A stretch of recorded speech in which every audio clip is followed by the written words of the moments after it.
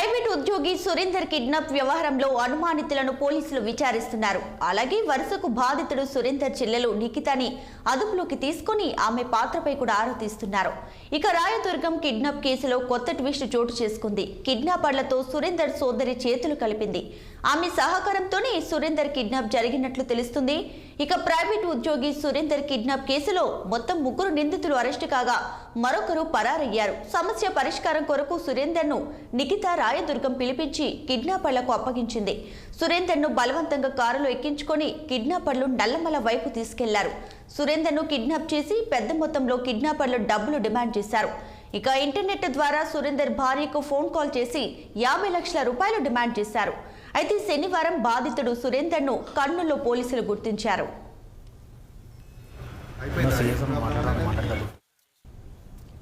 ఇక ఇదే అంశంపై మరింత సమాచారాన్ని మా క్రైమ్ రిపోర్టర్ మణికంఠ అందిస్తారు ఫోన్లో. మణికంఠ, చెప్పండి, సురేందర్ కిడ్నాప్ నిందితులనైతే పోలీసులు విచారిస్తున్నటువంటి పరిస్థితి ఉంది, డీటెయిల్స్ ఏంటి?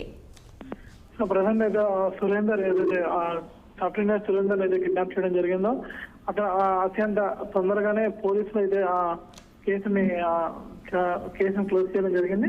కాకపోతే వాళ్ళ సోదరి నిఖితాన్ని కూడా విచారిస్తున్నట్టు పోలీసులు చెప్తున్నారు. 3 నిందితులను అయితే అరెస్ట్ చేయడం అయితే జరిగింది.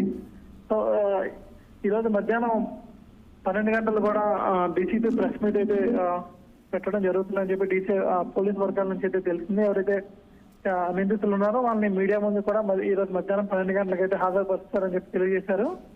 సో అత్యంత పెద్ద మొత్తం అంటే 50 లక్షల రూపాయలు ఇస్తే సురేందర్ వదిలిపెడతామని చెప్పి కారులో బలవంతంగా ఎక్కించుకుని 50 లక్షలు ఇస్తే వదులుతామని చెప్పి ఒక కిడ్నాపర్లు అయితే చెప్పడం జరిగింది. నల్లమల్ల అడవి వైపు అయితే తీసుకెళ్ళడం జరిగింది. అలానే మణికంఠ, ప్రెజెంట్ సురేందర్ ఎక్కడున్నారు? నిందితులను పోలీసులు ఏ విధంగా విచారిస్తున్నారు?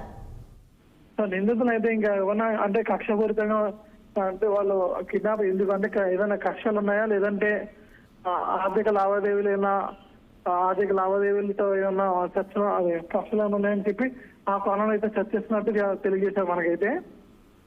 ప్రజెంట్ నిందితులు అయితే కస్టడీలో ఉన్నారు, సేఫ్ గానే ఉన్నాడు.